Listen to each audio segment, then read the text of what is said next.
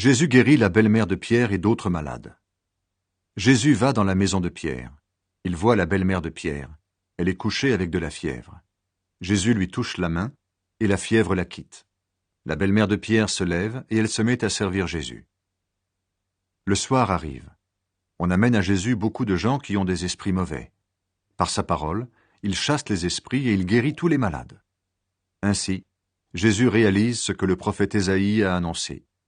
Il a pris ce qui nous fait souffrir, et il a porté sur lui nos maladies. Des gens veulent suivre Jésus.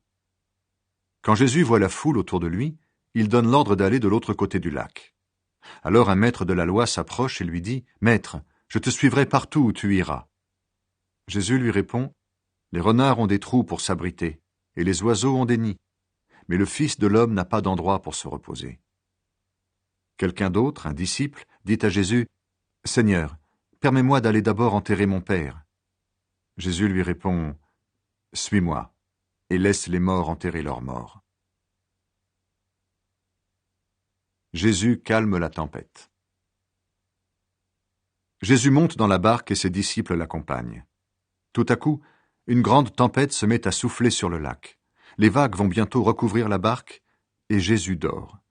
Les disciples s'approchent de lui, ils le réveillent en disant « Seigneur, sauve-nous, nous allons mourir !» Jésus leur dit « Pourquoi est-ce que vous avez peur?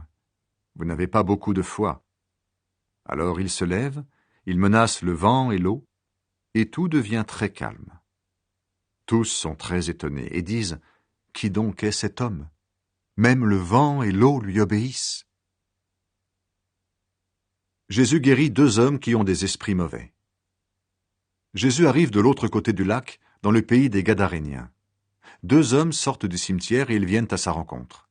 Ils ont des esprits mauvais en eux. Ils sont très dangereux et personne n'ose passer par ce chemin. Ils se mettent à crier « Fils de Dieu, qu'est-ce que tu nous veux? Est-ce que tu es venu ici pour nous punir avant le moment fixé par Dieu ?» Un peu plus loin, il y a un grand troupeau de cochons en train de chercher leur nourriture. Les esprits mauvais supplient Jésus en disant « Si tu veux nous chasser, envoie-nous dans ce troupeau de cochons. » Jésus leur dit « Allez-y. » Les esprits mauvais sortent des 2 hommes et ils entrent dans les cochons. Alors tout le troupeau se précipite du haut de la pente dans le lac et les cochons se noient. Les gardiens du troupeau partent en courant.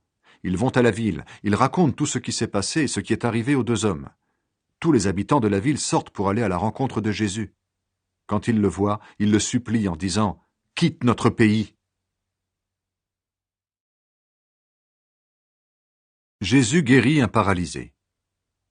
Jésus monte dans la barque, il traverse le lac et il va dans sa ville. Des gens lui amènent un paralysé couché sur une natte. Quand Jésus voit leur foi, il dit au paralysé « Reprends courage, tes péchés sont pardonnés. » Quelques maîtres de la loi se mettent à penser « Cet homme insulte Dieu. » Jésus sait ce qu'ils pensent et il leur dit « Pourquoi avez-vous ces pensées mauvaises? Qu'est-ce qui est plus facile, dire « Tes péchés sont pardonnés » ou dire « Lève-toi et marche » Eh bien, vous devez le savoir, le Fils de l'homme a le pouvoir de pardonner les péchés sur la terre. Alors Jésus dit au paralysé « Lève-toi, prends ta natte et rentre chez toi. » L'homme se lève et il rentre chez lui.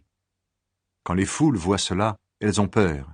Elles disent « Gloire à Dieu, il a donné un très grand pouvoir aux hommes. » Jésus appelle Matthieu à le suivre. Jésus s'en va. En passant, il voit un homme appelé Matthieu assis au bureau des impôts. Jésus lui dit « Suis-moi ». Matthieu se lève et il suit Jésus. Ensuite, Jésus prend un repas dans la maison de Matthieu. Beaucoup d'employés des impôts et de pêcheurs viennent manger avec Jésus et ses disciples. En voyant cela, les pharisiens disent aux disciples de Jésus « Votre maître mange avec les employés des impôts et avec les pêcheurs. Pourquoi donc ?» Jésus les a entendus et il dit « Les gens en bonne santé n'ont pas besoin de médecins. Ce sont les malades qui en ont besoin. Allez donc apprendre le sens de cette phrase des livres saints « Je désire l'amour et non les sacrifices d'animaux. » En effet, je ne suis pas venu appeler ceux qui se croient justes, mais ceux qui se reconnaissent pécheurs. Jésus parle du jeûne. Alors les disciples de Jean-Baptiste s'approchent de Jésus et lui disent « Les pharisiens et nous-mêmes nous jeûnons souvent, mais tes disciples à toi ne jeûnent pas. Pourquoi donc ?» Jésus leur dit Est-ce que les invités à un mariage peuvent être tristes quand le marié est avec eux? Mais le moment va venir où on leur enlèvera le marié. Alors ils jeûneront. Personne ne met un morceau de tissu neuf sur un vieux vêtement. Sinon, le morceau neuf arrache une partie du vieux vêtement, et le trou dans le vieux vêtement est encore plus grand. Personne ne met du vin nouveau dans de vieilles outres, sinon les outres éclatent, le vin coule par terre et les outres sont abîmées. Mais on met du vin nouveau dans des outres neuves. Ainsi le vin et les outres se conservent bien. Jésus guérit une femme et rend la vie à une petite fille. Pendant que Jésus leur dit cela, un notable arrive. Il se met à genoux devant Jésus et lui dit « Ma fille vient de mourir, mais va poser ta main sur sa tête, et elle vivra. » Jésus se lève et suit le notable. Les disciples de Jésus viennent aussi. Il y a là une femme qui est malade. Elle perd du sang depuis 12 ans. Elle s'approche de Jésus par derrière et elle touche le bord de son vêtement. En effet, elle se dit « Si seulement je touche son vêtement, je serai guérie. » Jésus se retourne, il la voit et lui dit « Reprends courage, ta foi t'a sauvée. » Et au même moment, la femme est guérie. Jésus arrive à la maison du notable. Il voit les musiciens prêts pour l'enterrement et la foule qui fait du bruit. Il leur dit « Allez-vous-en, la petite fille n'est pas morte, mais elle dort. » Les gens se moquent de lui. On fait sortir la foule. Jésus entre dans la maison. Il prend la petite fille par la main et elle se lève. Dans toute la région, on se met à raconter cela. Jésus guérit 2 aveugles. Jésus s'en va. 2 aveugles se mettent à le suivre en criant « Fils de David, aie pitié de nous !» Jésus entre dans la maison. Les aveugles s'approchent de lui et Jésus leur dit « Est-ce que vous croyez que je peux faire cela ?» Ils lui répondent « Oui, Seigneur. » Alors Jésus touche leurs yeux en disant « Que les choses se passent pour vous comme vous avez cru. » Leurs yeux sont guéris. Jésus leur parle sévèrement en disant « Attention, personne ne doit le savoir. » Mais quand les aveugles sont sortis, ils parlent de Jésus dans toute la région.